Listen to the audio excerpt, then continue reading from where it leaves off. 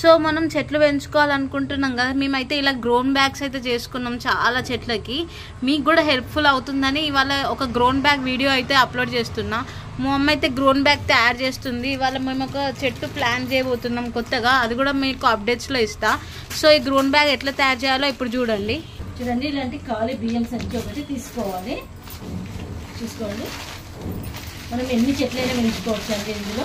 ఇది చూడండి, ఈ ఓపెన్ ఉన్న వైపు కాదు, ఇటు క్లోజ్ ఉన్న వైపుకు ఇలా మొత్తం దగ్గరికి తయారు చేసుకోవాలి. ఒక వైర్ తీసుకొని దాన్ని మొత్తం ఇలా టై చేసేయాలి. ఇలా కొంచెం స్టాండర్డ్గా ఉండే వైర్ తీసుకొని మొత్తం ఇట్లా జుట్టు వేసుకున్నట్టు చూడండి ఇట్లా టై చేసేసినాక ఉల్టా చేసుకోవాలి బ్యాగ్. ఇవి మనం టై చేసుకున్నది లోపలికి వెళ్ళిపోవాలి.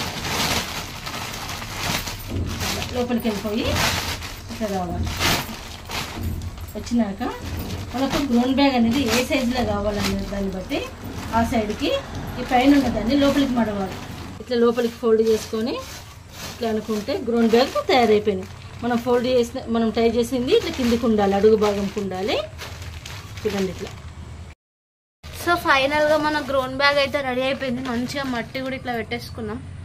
గ్రోన్ బ్యాగ్ని రెడీ చేసేసుకున్నాం. ఇప్పుడు తోటకూర ప్లాంటింగ్ చేసుకున్నాం. తోటకూర ప్లాంటింగ్ ఎట్లా చేయాలో చూడాలంటే నెక్స్ట్ షార్ట్ మీరు ఫాలో అవ్వాల్సిందే.